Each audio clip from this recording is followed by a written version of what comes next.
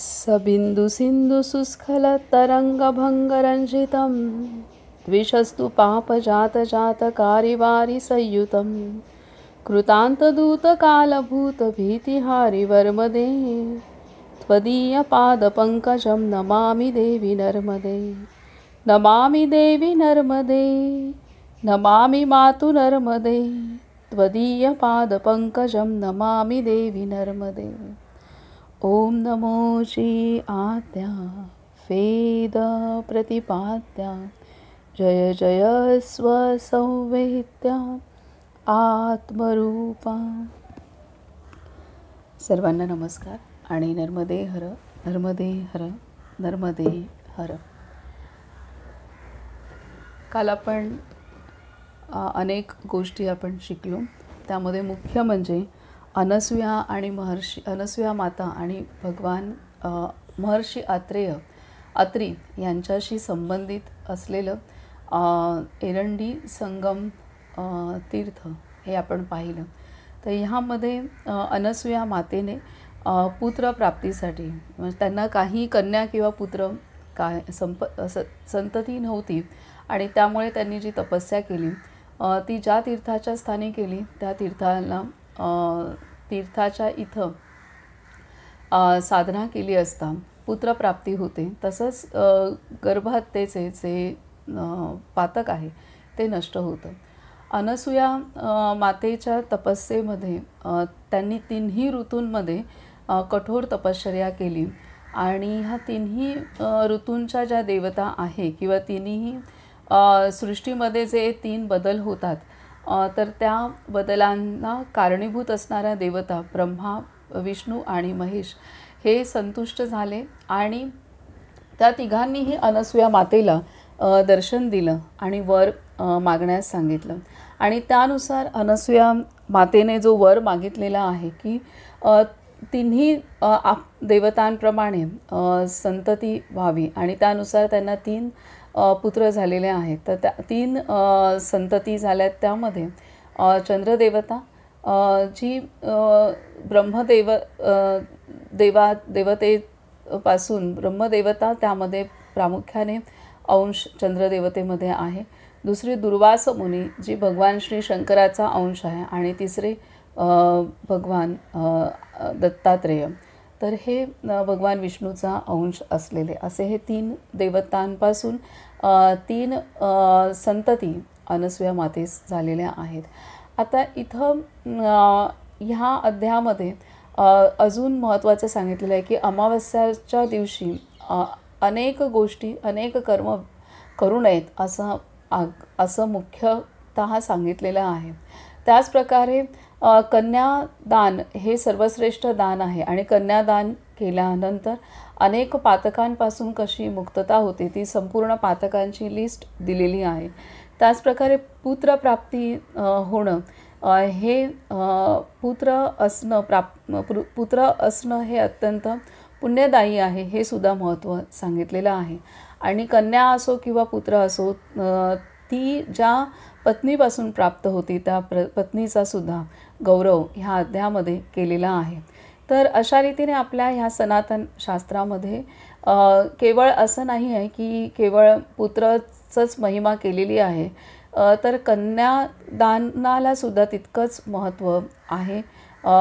अन्नदान जितकं श्रेष्ठ आहे त्याच पद्धतीने कन्यादान, गोदान हे सर्वश्रेष्ठ आहे असं आपलं शास्त्र सांगत आहे। त्यानंतर महत्त्वाचं सांगितलेलं आहे की जसं आपण आपलं जे पुण्यकर्म असतो, जी सत्कर्म असतात, ती सत्कर्म जर आपण व्यक्त केली तर ती नष्ट होतात आणि जर ती गुप्त ठेवली तर त्याच्यामध्ये वाढ होते। त्याचप्रकारे आपलं जे पापकर्म आहे, निश्चित आपल्या हातून एखादं कर्म झालेलं असेल तर जर ते आपण गुप्त ठेवलं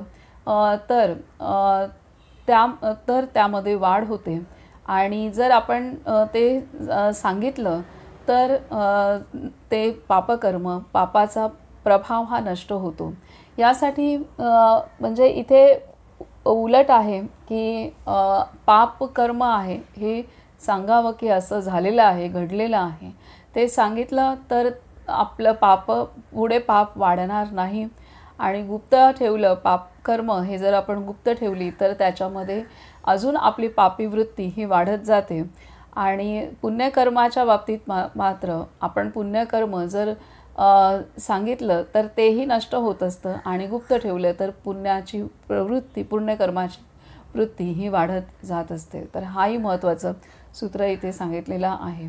तर अशा आणि त्यामुळेच आपल्या पुत्राचा मृत्यू आपल्या पतीच्या हातून झालेला आहे हे ती ब्राह्मण माता आपल्या पतीला सांगते आणि त्यानंतर मग ते एरंडी संगम तीर्थाच्या इथं साधना करतात. तिथं स्नान आदी करतात आणि योग्य रीतीने साधना करतात आणि पुत्र मृत्यूच्या पुत्रवधाच्या नकळत झालेला होता तो पुत्रवध, परंतु तरीसुद्धा तो वध त्या पित्याच्या हातून घडला होता. नकळत जरी झाला असेल तरी त्यातून त्या ब्राह्मणाची सुटका या तीर्थाच्या आधाराने झालेली आहे. तर अशा रीतीने अनेक मुद्दे पाहिले. आज आपण पुढील अध्याय पाहूयात. हे जरी कथारूप असेल आणि प्रत्येक अध्यायामध्ये काही गोष्टी आपणाला रोजच्या जीवनातल्या सुद्धा शिकायला इथे मिळत आहेत. आता पुढील अध्याय आहे अध्याय 110 धौत पापतीर्थ महात्म्य वर्णन. धौत पापतीर्थ महात्म्य वर्णन. ओम नमो नर्मदाय. श्री मार्कंडेय उवाच. धौत पापम ततो गच्छेन महापातकनाशनम समीपे चक्रतीर्थस्य विष्णुना निर्मित्तम पुरा. मुनिश्रेष्ठ श्री मार्कंडेय वदले, राजा, त्यानंतर पूर्वी श्री विष्णूद्वारा रचित चक्रतीर्थास समीप महापापनाशक धौतपाप तीर्थास जावे. भयंकर दानवांचा विनाश झाल्यावर त्यातून उत्पन्न पापाच्या निवृत्तीकरता त्या तीर्थात क्रोधावर ताबा मिळून श्री विष्णूने दुष्कर मौन व्रताचा आश्रय घेऊन दानवांना अशक्य महातप केले.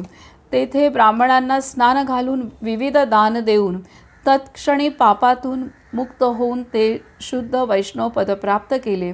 या प्रकारे भयंकर पापाचरण केल्यास जो तिथे शुद्ध वृत्तीने जाऊन विधीपूर्वक स्नान व जप करतो तो सर्व पापातून मुक्त होतो. हा श्री स्कंद पुराणातील रेवाखंडाच्या पूर्व भागातील धौत पापतीर्थ महात्म्य वर्णन नावाचा 110वा अध्याय पूर्ण झाला. आता इथे दानवांची हत्या केली होती भगवान श्री विष्णूने आणि त्यामुळे जेव्हा यज्ञ चालू होते त्यावेळेला दानव त्रास देत होते तेव्हा भगवान विष्णूने त्या दानवांना सर्व हत्या केली होती त्यांच्याशी युद्ध करून. आणि त्यामुळे त्या जरी धर्मरक्षणार्थ युद्ध केलं असेल तरी हत्या झाली. आणि त्यासाठी चित्त जे क्रोधित झालं होतं तर त्या क्रोधित चित्ताला शांत करण्यासाठी भगवान श्री विष्णूने या तीर्थाच्या इथं स्नान आदी करून तपस्या केलेली आहे. तर तेच तीर्थ धौत पापतीर्थ म्हणून प्रसिद्ध आहे.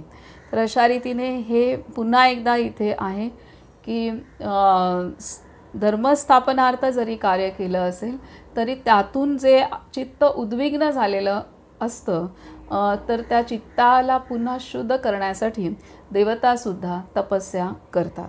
तर हे इथे आहे. आता पुढील अध्याय आहे अध्याय 111 स्कंदतीर्थ महात्म्य वर्णन. ओम नमो नर्मदाय. श्री मार्कंडेय उवाच. नर्मदा दक्षिणे कूले तीर्थम परमशोभनम स्कंदेन निर्मितं पूर्वं तपः कृत्वा सुदारुणम. मुनिश्रेष्ठ श्री मार्कंडेय वदले, राजा, त्यानंतर श्री नर्मदाच्या दक्षिण तटावर पूर्वी श्री स्कंदाने महातप करून निर्मिलेल्या परमसुंदर तीर्थात जावे. राजा युधिष्ठिरने सांगितले, ब्राह्मण श्रेष्ठ, श्री स्कंदाचे आजन्म चरित्र व तीर्थाच्या पुण्यविधीचे यथार्थ वर्णन करण्याची कृपा करावी. श्री मार्कंडेय वदले, युधिष्ठिर, पूर्वी देवाधिदेव श्री शंकराने महातप केले. सर्व देवतांनी प्रार्थना केल्यावर त्यांनी भगवती पार्वतीशी विवाह केला. देवश्रेष्ठ देवतांचा कोणी सेनापती नाही. इंद्रदेवांसहित देवगण भयंकर दानवांनी पराजित होतात.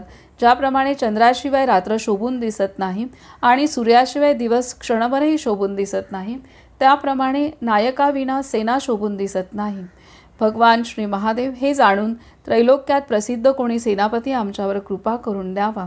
देवांची ही प्रार्थना ऐकून श्री शंकराने उमादेवीचे मनापासून कामभावनेने स्मरण केले. त्या कामभावनेने व्याप्त सर्वांग कामरूप जगद्गुरु श्री शंकराने दिव्य शतवर्षांपर्यंत पार्वतीची अभिलाषा केली. तेव्हा देवराज इंद्राने श्री शंकराला अति कामासक्त जाणून देवांच्या संमतीने अग्निदेवाला तिथे पाठवले. अग्निदेवाने श्री शंकराला परम आनंदात असलेले पाहिले तेव्हा ते हाहाकार करत उठून उभे राहिले. त्यानंतर क्रोधाने महादेवी पार्वती जे शापित वचन वदली ते मी तुम्हाला सांगतो. ऐका महाराज. प्रथम सर्व देवांनी पुत्र जन्मासाठी मला याचना केली होती, पण आता अग्नीला पाठवून त्यांनी आमचे रतिसुख निष्फळ केले आहे. यामुळे सर्व देव निसंशय पुत्रहीन होतील.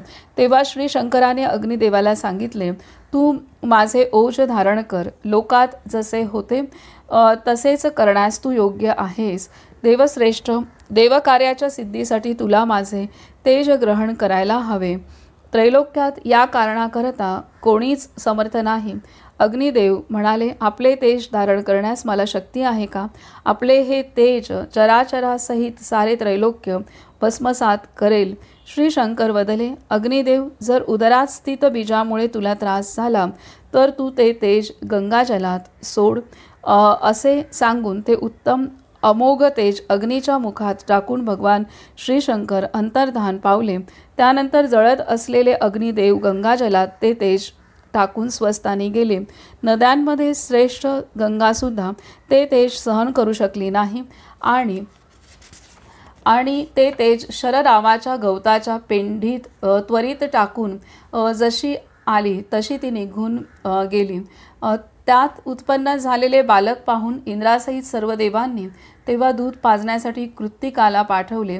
हे बुद्धिमान त्या सर्वांना जवळ आलेले पाहून स्कंद षण्मुखी झाले व तहानले असल्यामुळे 6 मुखाने तिचे स्तनपान करू लागले. राजेंद्र, श्री ब्रह्मदेवाने त्या बालकाचे जातकर्म आदी संपूर्ण संस्कार वेदोक्त विधीने केले. 6 मुख असल्यामुळे षडानन, कृतिकाद्वारा पालन झाल्यामुळे कार्तिकेय, कुमार असल्यामुळे कुमार, गंगाच्या गर्भात निवास केल्यामुळे गंगागर्भ, अग्नीने धारण केल्यामुळे अग्निज नाव झाले. तसेच शर नावाच्या गवतातून जन्मल्यामुळे शरजन्मा हेही नाव झाले. अशा प्रकारे कुमार जन्मतः पठन न करताच वेदांचे अनेक शास्त्रांचे जाणकार होते. त्यांनी महातप केले. हे भरतवंशोत्पन्न राजा, सर्व देवारण्यात नदांमध्ये पृथ्वीवर समुद्र आदी जितकी तीर्थे आहेत त्या सर्व तीर्थात भ्रमण करत कुमार श्री नर्मदा तटावर आले. तिथे दक्षिण तटावर त्यांनी उग्र तप केले. ऋग्वेद, यजुर्वेद, सामवेद, विहित जपयोग्य मंत्रांचा रात्रंदिवस जप तसेच श्री शंकराचे ध्यान करत त्यांच्या शरीरातील धमन्या शुद्ध व संतत झाल्यात. 1000 वर्ष पूर्ण झाल्यावर भगवान श्री शंकर उमेसह तेथे येऊन वदले, हे प्रिय, मी तुला वर द्यायला आलो आहे. ही गौरी तुझी माता व मी तुझा पिता आहे. त्रैलोक्यात दुर्लभ व तुला यथेष्ट वर माग. षडाननाने सांगितले, श्री महादेव, जर आपण माझ्यावर प्रसन्न आहात तर उमादेवी सहित हे श्री शिवशंकर मी हा वर मागतो की माता पिता सोडून अन्य कोणीही माझी गती नसावी अशी मला बुद्धी व्हावी. पुत्राच्या मुखाद्वारे निघालेले शुभवचन ऐकल्यावर तसेच व्हावे अशा आशीर्वचनानंतर स्नेह व प्रेमाने आलिंगन देऊन त्याचे मस्तकावघ्राण करून श्री शंकर कुमाराला वदले, प्रियवत्स, तू देवतांचा सदैव अक्षय अविकारी सेनापती होशील. शक्ती धारण करणाऱ्या तुला संग्रामात दिव्यरूपधारी मयूरवाहनाच्या रूपात दिला आहे. तू सुरासुर आदींवर जय प्राप्त कर. असे सांगून भगवान श्री शंकर पार्वतीसह कैलास पर्वतावर गेले. भगवान श्री शंकर तिथून निघून गेल्यावर मयूरवाहन श्री स्कंदाने श्री शंकराची स्थापना केली व ते देवांजवळ आले.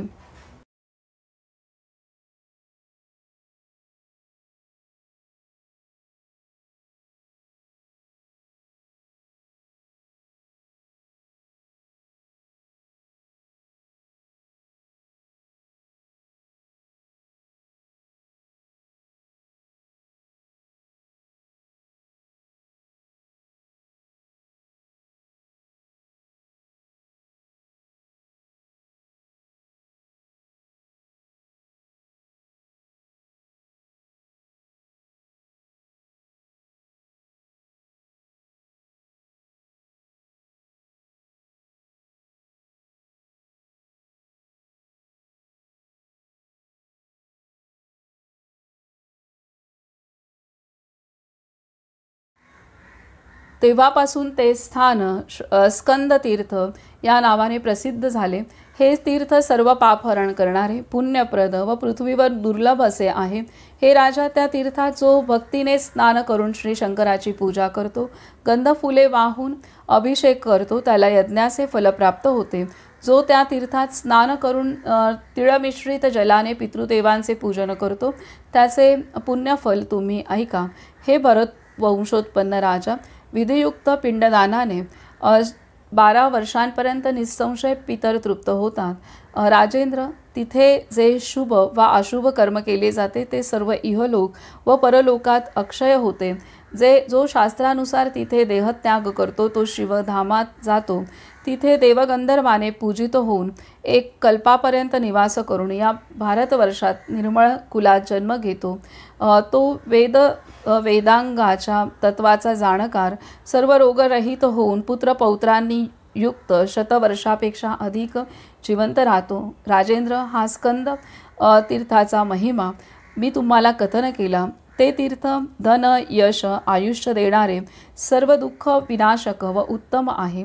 हा श्री स्कंद पुराणातील रेवाखंडाच्या पूर्व भागातील स्कंदतीर्थ महात्म्य वर्णन नावाचा 111वा अध्याय पूर्ण झाला.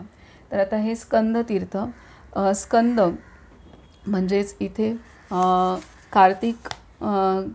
कार्तिकेय आहेत आणि त्यांचा जन्म कसा झालेला आहे हे इथे सविस्तर वर्णन केलेलं आहे.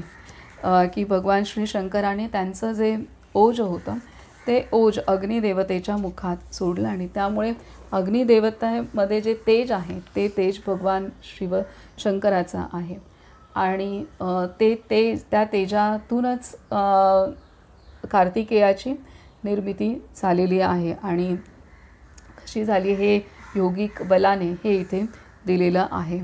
आणि त्यांना स्कंद, कार्तिकेयाचा स्कंद, श्रीस्कंद असंही म्हणतात. तर हे ह्या तीर्थाच्या इथं ठिकाणी कार्तिकेयाने तपस्या केली आणि त्यामुळे हे तीर्थ प्रसिद्ध झालेलं आहे. हे इथे आहे. आता पुढील अध्याय आहे अध्याय 112वा, अंगिरस तीर्थ महात्म्य वर्णन. ओम नमो नर्मदाय. श्री मार्कंडेय उवाच. ततो गच्छेत्तु राजेंद्र तीर्थमांगिरसस्य तु उत्तरे नर्मदाकूले सर्व पापविनाशनम. मुनिश्रेष्ठ श्री मार्कंडेय वदले, राजेंद्र, त्यानंतर श्री नर्मदाच्या उत्तर तटावर सर्व पाप विनाशक अंगिरस तीर्थास जावे. पूर्वी वेद पारंगत ब्राह्मण अंगिरा होते. त्यांनी युगादी पुत्र प्राप्तीसाठी महातप केले. नित्य 3 वेळा स्नान करणारे सनातन देव श्री शंकराच्या मंत्राचा जप करत कृच्छ, चांद्रायण आदी व्रतांनी ते श्री शंकर महादेवाचे पूजन करत होते. अशा प्रकारे 12 वर्ष पूर्ण झाल्यावर परमेश्वर त्यांच्यावर खुश झाले. त्यांनी त्या ब्राह्मण अंगिरसाला पुत्रवरास अनुकूल केले. अंगिरसाने पुत्रवाणात श्रेष्ठ, वेदविद्या व व्रतांत पारंगत, सर्व शास्त्रांत निपुण, सर्व देवांचे मंत्री, सर्व लोकांत पूजित, ब्रह्मलक्ष्मीचे सदा निवासभूत अधिकारी श्री शंकराला पुत्राचा वर मागितला. श्री शंकर वदले, हे प्रिय श्रेष्ठ, तू जशा पुत्राची अभिलाषा करतोस तसा सर्व विद्यांमध्ये कुशल पुत्र तुला निसंदेह प्राप्त होईल. असे म्हणून श्री शंकर निघून गेले.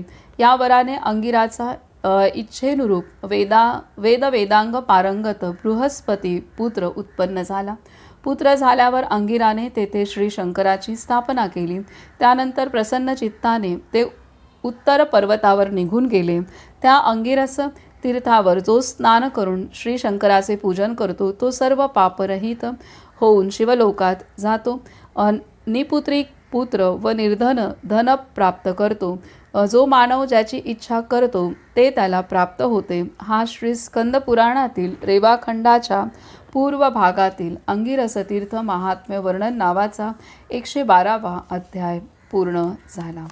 तर आता इथे अंगिरस ऋषींनी पुत्रप्राप्तीसाठी तपश्चर्या केलेली आहे आणि त्यातून त्यांना बृहस्पती पुत्र उत्पन्न झालेलं पुत्र प्राप्त झालेले आहेत. त्यावरून हे अंगिरस तीर्थ नाव ठेवले. आता इथे कार्तिकेयसुद्धा हे देवांचे सेनापती होते, हे इथे आधीच्या अध्यायात दिलेलं आहे. आणि आता हे अंगिरस तीर्थ, अंगिरा ऋषींची ही तपोभूमी आहे.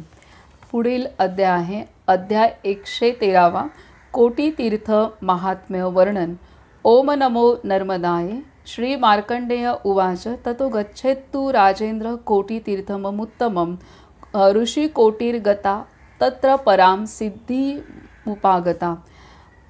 मुनिश्रेष्ठ श्री मार्कंडेय वदले, राजेंद्र त्यानंतर अतिउत्तम कोटितीर्थास जावे, जिथे जाऊन करोडो ऋषी उत्तम सिद्धी प्राप्त करून आलेत.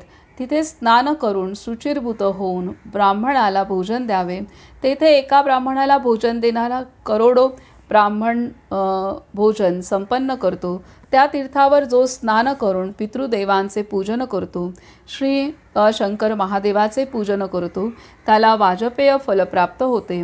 हा श्री स्कंद पुराणातील रेवाखंडाच्या पूर्व भागातील कोटितीर्थ महात्म्य वर्णन नावाचा 113वा अध्याय पूर्ण झाला. तर इथे कोटितीर्थ करोडो ऋषींनी इथं तपस्या केलेली आहेत. करोडो ऋषींनी तपस्या केल्यामुळे कोटितीर्थ हे या तीर्थाचं नाव पडलेलं झालेलं आहे. पुढील अध्याय आहे अध्याय 114 अयोनी संभव तीर्थ महात्म्य वर्णन. ओम नमो नर्मदाय. श्री मार्कंडेय उवाच ततो गच्छेत्तु राजेंद्र तीर्थं परशोभनम् अयोनिजं महापुण्यं सर्वपापप्रणाशनम्. मुनिश्रेष्ठ श्री मार्कंडेय वदले, राजेंद्र त्यानंतर अत्युत्तम सर्व पापनाशक पुण्यदायी अयोनिज तीर्थास जावे. या तीर्थात स्नान करून परमेश्वराची पूजा करावी. पितृदेवांचे पूजन केल्यास मानव सर्व पापातून मुक्त होतो. या तीर्थात जो पुरुष विधीपूर्वक देहत्याग करतो, हे महाराज, तो कधी योनीद्वार पाहत नाही. हा श्री स्कंद पुराणातील रेवाखंडाच्या पूर्व भागातील अयोनिज संभव तीर्थ महात्म्य वर्णन नावाचा 114वा अध्याय पूर्ण झाला. तर इथे अयोनी संभव तीर्थ, इथंच तपस्या केल्यानंतर पुन्हा जन्म नाही, त्यामुळे हे या तीर्थाचं नाव अयोनी संभव तीर्थ असं पडलेलं आहे. पुढील अध्याय आहे अध्याय 115 अंगारक तीर्थ महात्म्य वर्णन. ओम नमो नर्मदाय. श्री मार्कंडेय उवाच ततो गच्छेन महाराज तीर्थमंगारकं परम रूपदं सर्वलोकानां विश्रुतं नर्मदा तटे. मुनिश्रेष्ठ श्री मार्कंडेय वदले, हे महाराज, त्यानंतर श्री नर्मदा तटावर विश्रुत सर्व लोकांना रूप देणाऱ्या उत्तम अंगारक तीर्थास जावे.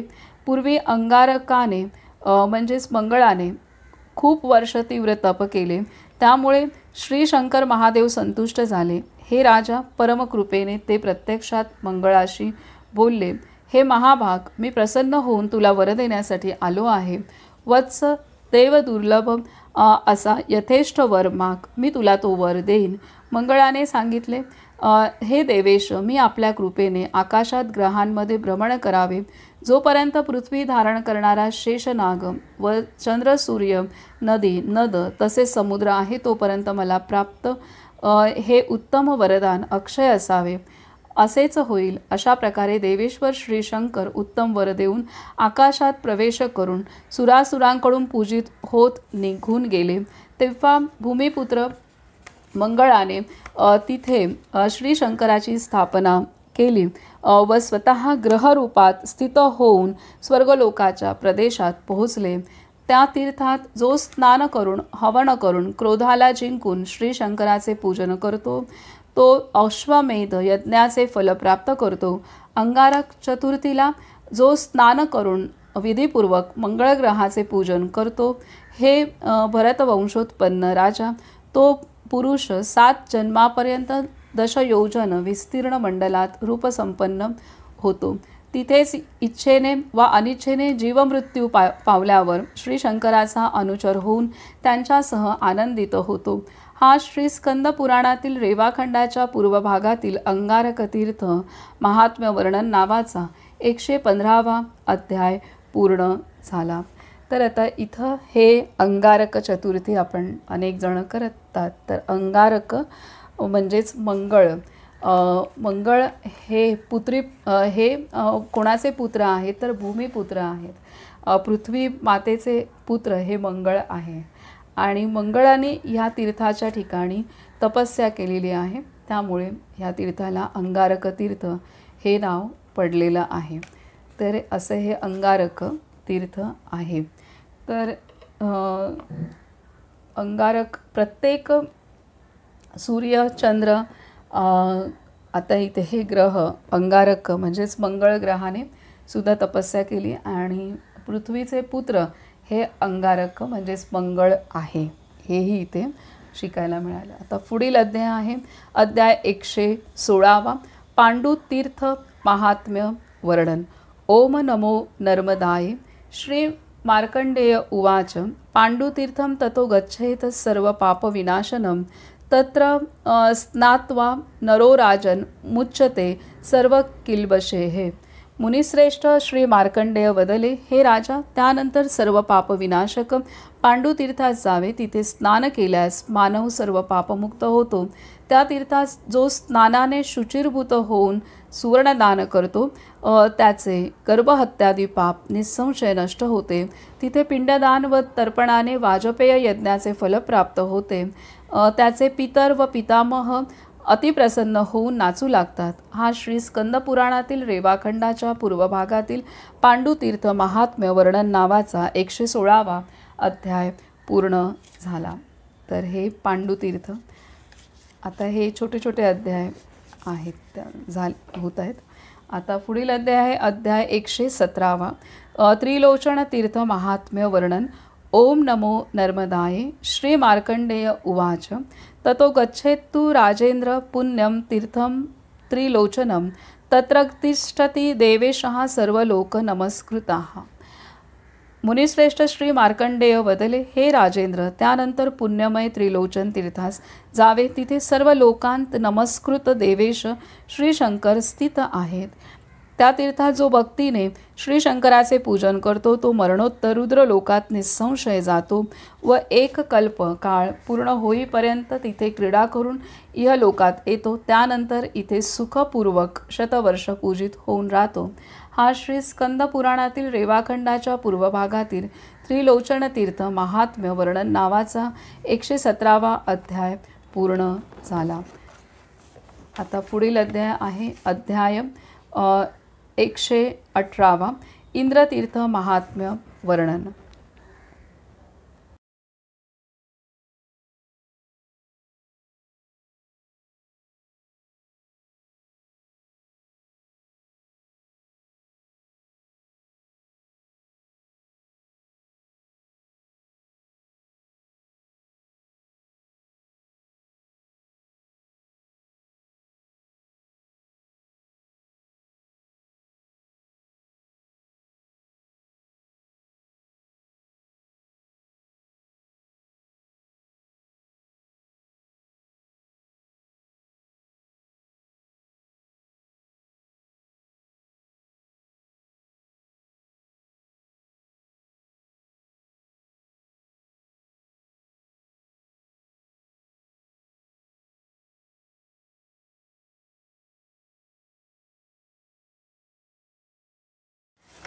इंद्रतीर्थ महात्म्य वर्णन.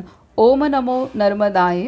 श्री मार्कंडेय उवाच ततो गच्छेत्तु राजेंद्र तीर्थं परशोभनम्. इंद्रतीर्थेति विख्यातं नर्मदा दक्षिणे तटे.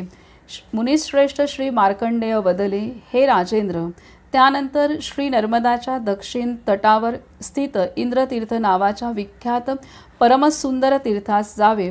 राजा युधिष्ठिरने विचारले, श्री नर्मदा तटावर इंद्रतीर्थ कसे स्थित झाले? मी आदि मध्य अंत सर्व विस्तार सहित श्रवण करू इच्छितो.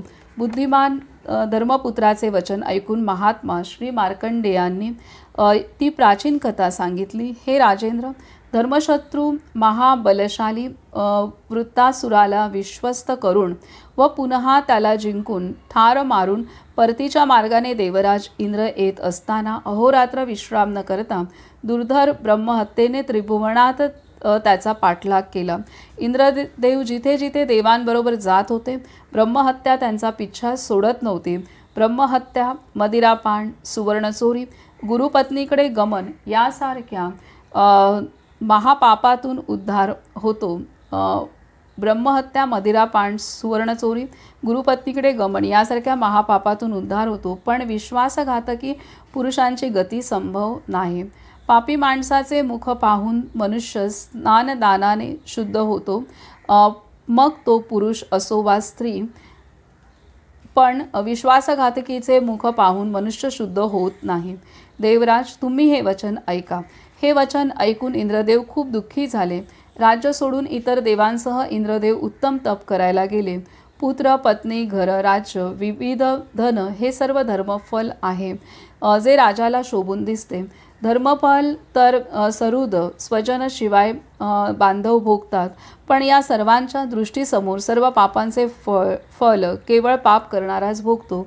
उत्तम सुख सोडून शरीराला कृश करत इंद्रदेव तीर्थक्षेत्री गेले. ते गंगा यमुनाच्या सर्व तीर्थक्षेत्री, सरस्वतीच्या तीर्थक्षेत्री, तसेच सर्व समुद्र, वेगवेगळ्या नद्या, दऱ्या, तळी व सरोवरात गेले, पण ते पापमुक्त झाले नाही. त्यानंतर देवांसह श्री नर्मदाच्या तीर्थात भगवान श्री शंकराचे पूजन करत क्रमशः स्कंद तीर्थात आले. तिथे राहून कृच्छ, चांद्रायण आदी उपवासांनी स्वशरीर कृश करत त्यांनी कुठे सुख प्राप्त केले नाही. ग्रीष्म ऋतूत पंचाग्नीत, वर्षा ऋतूत खुल्या आकाशाखाली भूमीवर व हेमंत ऋतूत ओल्या वस्त्राने त्यांनी उग्र तप केले. अशा प्रकारे तप करत आत्मतत्वाचे ज्ञानी त्या इंद्रदेवांचे 10,000 वर्ष गेले. हे भरत वंशोत्पन्न राजश्रेष्ठ, त्यानंतर 11व्या वर्षी अचानक भगवान श्री शंकर त्यांच्यावर प्रसन्न झाले. जिथे इंद्रदेव होते तिथे भगवान श्री शंकराच्या पाठोपाठ श्री ब्रह्मदेव व श्री विष्णूला पुढे करत देवता, ब्रह्मर्षी, सिद्ध आदी सर्व आले. देवता व ऋषींना आलेले पाहून महाबुद्धिमान देव पुरोहित श्री बृहस्पतीने नम्रतेने म्हटले, हा वृत्तांत सर्वांना ज्ञात आहे की कसा वृत्तासुराचा वध झाला. उपस्थित श्री ब्रह्मदेव, श्री विष्णू व श्री शंकर आपल्या आज्ञेनेच इंद्राने हे कार्य केले. परंतु हे पाप करणाऱ्या इंद्राला ब्राह्मणाची हत्या करणारा मानून सर्व तीर्थे फिरूनही ब्रह्महत्या सोडत नाही.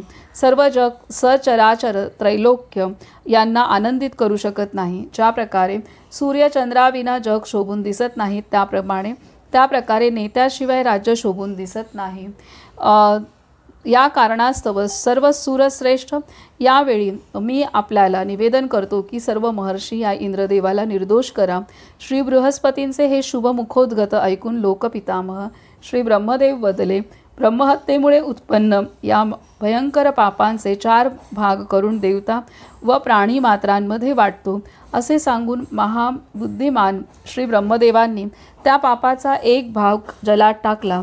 त्यामुळे बुद्धिमान मनुष्याने पाणी गाळून वा अग्नीद्वारा उकळूनच प्यावे, अन्यथा नाही. श्री ब्रह्मदेवांनी त्या पापाचा 2रा भाग पृथ्वीवर टाकला. त्यामुळे पृथ्वी अभक्ष्य झाली. युधिष्ठिर, त्या पापाचा 3रा भाग श्री ब्रह्मदेवांनी स्त्रियांना दिला व म्हटले की त्या अवस्थेत स्त्री संग्रह योग्य नाही, यामुळे ती रजस्वला झाली. म्हणून बुद्धिमान मनुष्याला 4 दिवस महापापाच्या भयामुळे ती ग्राह्य नाही. भगवान श्री शंकराने पापाचा 4था भाग कृषी, गोरक्षा व व्यापाराद्वारा सेवा करणाऱ्या ब्राह्मणाला दिला. त्यानंतर सर्व देव आणि महर्षींनी श्री नर्मदा जलात स्थित इंद्रदेवाचे प्रिय शब्दात अभिनंदन केले. शिवाय भगवान श्री शंकरांनीही संतुष्ट होऊन वर देऊन प्रसन्न केले. हे देवेश, मी वर देईन, तू यथेष्ट वर माग. तेव्हा इंद्रदेवाने विनवले, हे देवाधिदेव श्री महादेव, जर आपण माझ्यावर प्रसन्न आहात व मला वर देऊ इच्छिता तर माझ्याद्वारा इथे स्थापित मूर्तीत आपण सदा सर्वदा स्थित राहावे, असेच होईल. असे इंद्रदेवाला सांगून महर्षींकडून प्रशंसित होऊन श्री ब्रह्मदेव, श्री विष्णू व श्री शंकर आकाशमार्गाने निघून गेलेत. त्यानंतर देवराज इंद्राने श्री महादेवाची स्थापना केली व ते स्वर्गात निघून गेले. जो या इंद्रतीर्थावर स्नान करून पितृदेवांचे तर्पण करतो तो महापापी असला तरी सर्व पापातून मुक्त होतो. जो इंद्रतीर्थात स्नान करून श्री शंकराचे पूजन करतो तो अश्वमेध यज्ञाचे श्रेष्ठ फल प्राप्त करतो. हे सर्व तीर्थ महात्म्य मी तुम्हाला कथन केले, ज्याच्या केवळ श्रवणाने मनुष्य सर्व पापातून मुक्त होतो. हा श्री स्कंद पुराणातील रेवाखंडाच्या पूर्व भागातील इंद्रतीर्थ महात्म्य वर्णन नावाचा 118वा अध्याय पूर्ण झाला. तर आता इथं आपणाला इंद्रदेवाकडून जे धर्मरक्षणार्थ जे हत्या झाली होती, तर त्यामुळे त्या पापातून मुक्त होण्यासाठी त्यांनी तपस्या केलेली आहे आणि ती काहीतरी कथा नक्की असावी. इथं ती दिली नाही आहे, कदाचित पुढे पण येऊ शकते. तर ते जे पातक आहे की विश्वासघातकाचं पातक हे अक्षम्य असं पातक आहे असं इथे त्यांनी दिलेलं आहे. आणि इथे इंद्रदेव ज्या पातकाने दुःखी झाले होते आणि ते त्या भगवान श्री शिवशंकरांनी 4 भागात विभाजित केले. एक म्हणजे पृथ्वीच्या इथे त्यांनी ते दिलं, त्यातला एक भाग पृथ्वीला दिला, दुसरा जलाला दिला, तिसरा स्त्रियांच्या शरीरामध्ये तिला रजस्वला जी अवस्था येते त्याद्वारे ते ती अवस्था त्यामुळे येते असं इथं दिले. चौथा भाग आहे तो कृषी गोरक्षा व व्यापाराद्वारा सेवा करणाऱ्या ब्राह्मणाला दिला. तर असं हे इथे 4 भाग दिलेत. आणि इथे मुख्यतः त्यांनी सांगितलं की पाणी गाळून घ्यावं किंवा उकळून घ्यावं, हा इथे एक भाग त्यांनी सांगितलेला आहे. आता ह्या कथा ज्या आहेत, ह्या कथा किंवा हे पुराण आपणाला कथांच्या माध्यमातून अनेक गोष्टी सुचवत असतं आणि हे इथे कथांच्या माध्यमातून खूप सारं ज्ञान दिलं जातं. आपलं आता तेवढी आपली बुद्धिमत्ता नाही आहे, तेवढं आपली तपस्या नाही आहे की आपण या प्रत्येक गोष्टीचे नक्की काय झालं असेल याचे अर्थ आपण करू. तर तेवढं आपलं नाही, तेवढं आपल्या लक्षात येत नाही. परंतु ह्यातील अनेक गोष्टी आपल्याला समजतात, त्या आपण करायला त्या समजून घ्यायला हरकत नाही. तर इथे पाणी गाळून घेणं, हे का गाळून घ्यावं हे इथे सांगितलेलं आहे. पृथ्वी माती आहे ती आपण खाऊ शकत नाही, तर ते सुद्धा त्यांनी दिलेलं आहे की तर त्याचा इतिहास दिलेला आहे की का असं आहे. आता पुढील अध्याय आहे की अध्याय 119 कल्लोळी तीर्थ महात्म्य वर्णन. ओम नमो नर्मदाये. श्री मार्कंडेय उवाच. ततो गच्छेत्तु राजेंद्र कल्लोळी तीर्थमुत्तमं रेवायाश्चोत्तरे कूले सर्व पाप विनाशनम. मुनिश्रेष्ठ श्री मार्कंडेय वदले, हे राजेंद्र, त्यानंतर श्री नर्मदाच्या उत्तर तटावर सर्व पाप विनाशक उत्तम कल्लोळी तीर्थास जावे. पूर्वी ऋषींनी स्वतः तप करून सर्व जीवांच्या कल्याणाकरता श्री नर्मदाच्या महाप्रवाहगत जलाबरोबर काढून हे स्थापित केले. या कपिला तीर्थात जो स्नान करून उत्तम कथा श्रवण करून सदाचारी ब्राह्मणांना कपिला गाय देतो, तुम्ही त्याचे फल ऐका. सर्व दानात कपिला गायीचे दान उत्तम आहे. पूर्वी ऋषी आणि देवांच्या संमेलनात हे ब्राह्मणांद्वारा निर्मिले आहे. जो क्रोध जिंकून उपवासपूर्वक उत्तम कपिला गाय योग्य ब्राह्मणाला देतो, त्याचे पुण्य फलही ऐका. हे महाभाऊ, त्याने समुद्र, पर्वत, वन आदी सहित संपूर्ण पृथ्वीचे जणू निसंशय दानच केले. राजा, कपिला धेनू दानापूर्वीच वाणी, मन व कर्माने जे पाप 7 जन्मात केले आहे ते सर्व नष्ट होते. भूमिदान, धनधान्य, हत्ती, घोडा, सुवर्ण आदीचे दान कपिला धेनू दानाच्या 16व्या कलाच्याही योग्य नाही. त्या तीर्थात जो स्नान करून कपिला गाय दान करतो तो मरणोत्तर अप्सरांद्वारा पूजित होऊन विष्णू लोकात जातो. हे भरत वंशोत्पन्न राजा, वासरासहित त्या कपिला गायीच्या अंगावर जितके रोम असतात तो पुरुष तितके 1000 वर्ष स्वर्गात क्रीडा करतो. त्यानंतर योग्य वेळी तिथून इहलोकात येऊन तसेच मनुष्यभाव प्राप्त करून धनधान्य संपन्न घरात विशाल कुळात जन्म घेतो. वेदविद्या आणि ब्रह्मचर्य व्रतात पारंगत, सर्व शास्त्रात निपुण, तसेच रोगशोकातून मुक्त होऊन शतवर्षांपर्यंत जीवित राहतो. हे सर्व उत्तम कल्होडी तीर्थाचे महात्म्य मी तुम्हाला कथन केले. ज्या तीर्थावर जाऊन मनुष्य सर्व पापातून निस्संदेह मुक्त होतो. हा श्री स्कंद पुराणातील रेवाखंडाच्या पूर्व भागातील कल्लोडी तीर्थ महात्म्य वर्णन नावाचा 119वा अध्याय पूर्ण झाला. इथे पुन्हा एकदा गोदानाचं महत्त्व इथे स्पष्ट केलेलं आहे. आता पुढील अध्याय आहे अध्याय 120वा.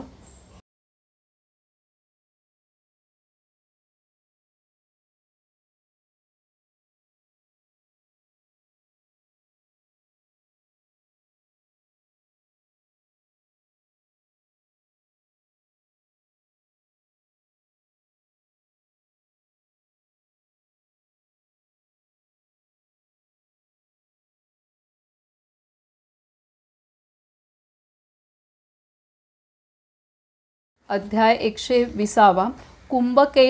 कंबुकेश्वर तीर्थ महात्म्य वर्णन. कंबुकेश्वर तीर्थ महात्म्य वर्णन. ओम नमो नर्मदाय. श्री मार्कंडेय उवाच.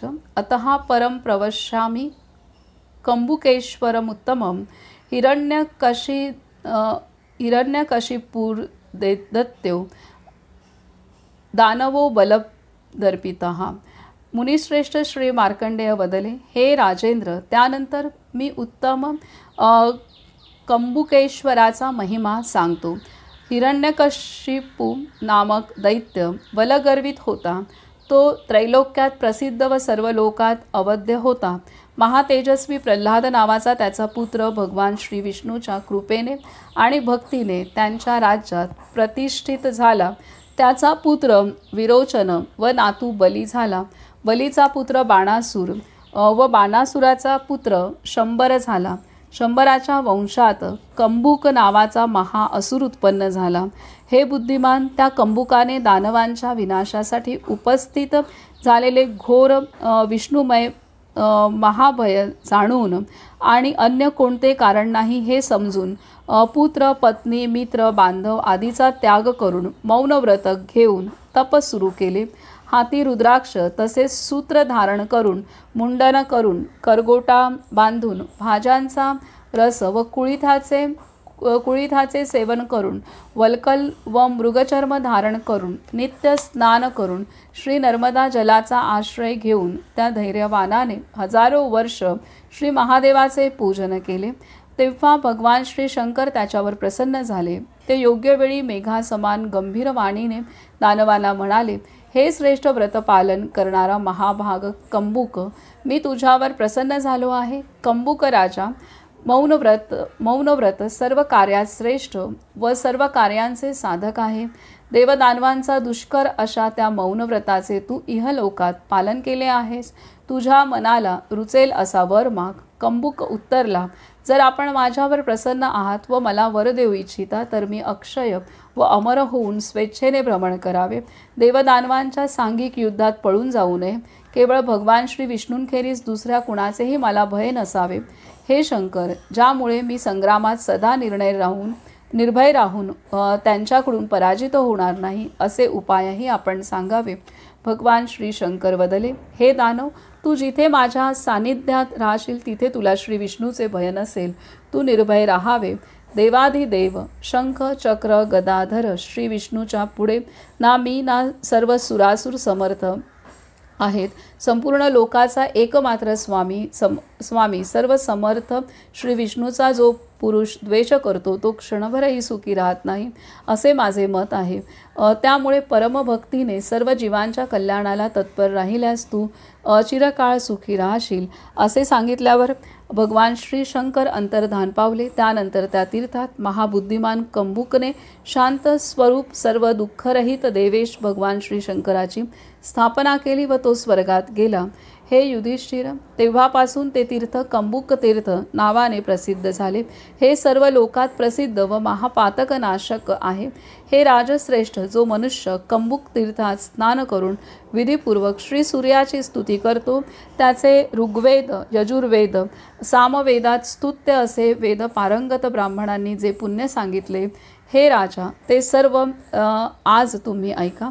अंग उपांगासहित ऋग्वेद, यजुर्वेद, सामवेदाच्या गीतात जे फळ मिळते ते केवळ गायत्री मंत्र जपणारा प्राप्त करतो. त्या तीर्थात जो पुरुष स्नान करून पितृदेवतांचे तर्पण करतो, तसेच भगवान श्री शंकराचे पूजन करतो, तो कामनारहित असो वा कामना सहित त्या तीर्थात शरीर सोडून जाणारा निस्संदेह रुद्र लोकात जातो. हा श्री स्कंद पुराणातील रेवाखंडाच्या पूर्व भागातील कंबुकेश्वर तीर्थ महात्म्य वर्णन नावाचा 120वा अध्याय पूर्ण झाला. तर इथे हिरण्यकश्यपू यांच्या कुळातील पुढील पिढीतील कंबुक ह्या दानवाने इथं तपश्चर्या केलेली आहे. आता